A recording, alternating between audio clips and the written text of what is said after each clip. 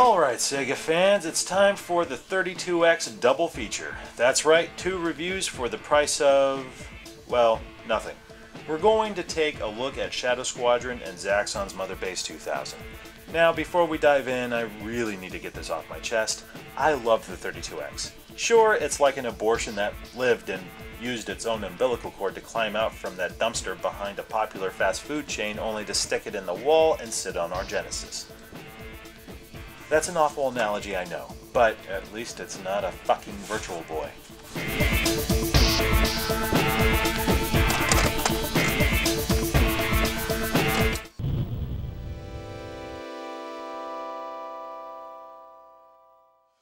Shadow Squadron is a 3D-based flight simulator. Think Star Wars Arcade or Star Fox. This game is simply meat and potatoes, or a cheeseburger and fries, if you will. There are no characters and no real story beyond what you read on page 4 of the instruction booklet. Blah blah blah, bad guys coming, must do something, help us Obi-Wan Kenobi, you're our only hope, blah blah blah blah blah blah blah. But who gives a flying fuck so long as it's fun and challenging, right? You don't play House of the Dead to see AMS Tom Rogan walk off into the sunset with G after they've pissed on Dr. Curion's grave. You play it because you want to turn zombies into confetti. So in a sense, this is an arcade game, and I feel it's a good one.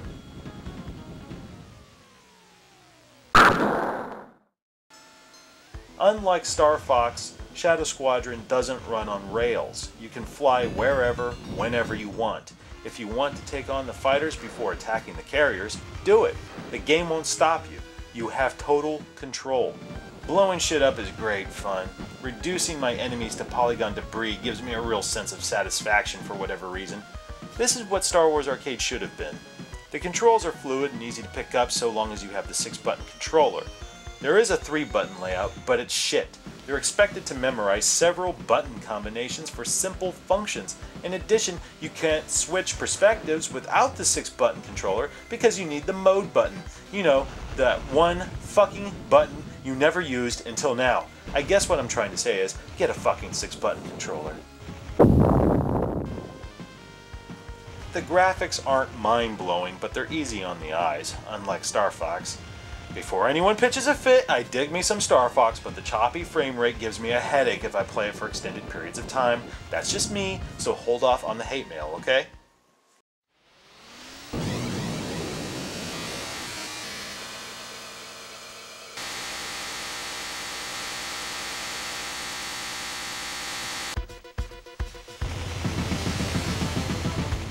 This game has an interesting feature, Trace Mode. The cartridge records your entire game. Once you've beaten it, or you die, the option will be available on the main menu. Select it and bickety-bam, a pro shot replay of your whole game. That's pretty fucking rad. Unfortunately, once you turn off the system, it vanishes. If you want to save it, I suggest you hook up your Genesis 32X combo to a DVD recorder, or, dare I say, a VCR. Shadow Squadron isn't earth-shattering, but neither is Dead Island. It's just a fun game, and I think it's a worthy addition to your 32X collection.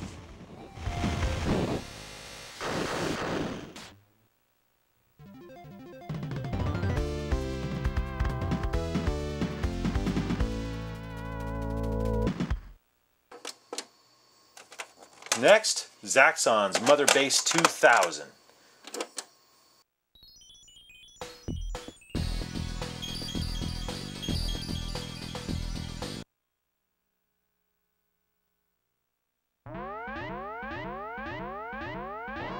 Sega's classic arcade franchise gets a 32X facelift.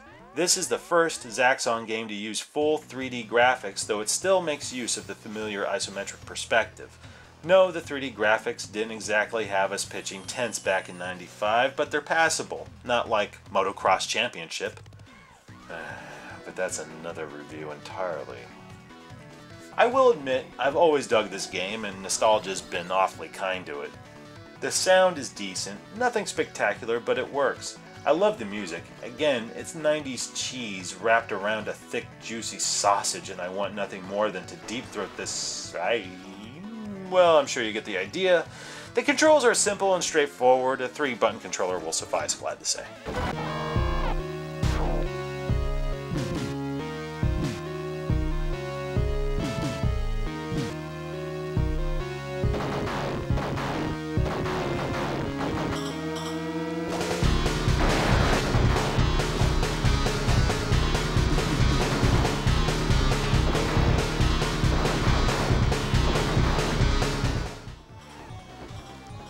What really sets Motherbase apart from previous installments is the ability to jump.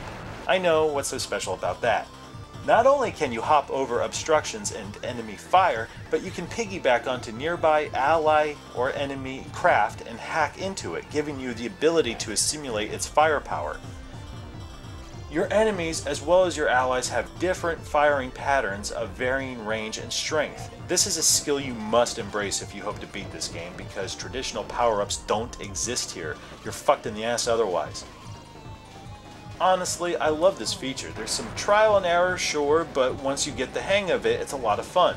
It may not be Radiant Silvergun, but it's not just another cookie-cutter shoot-'em-up either. The game has its own identity, and I can dig that.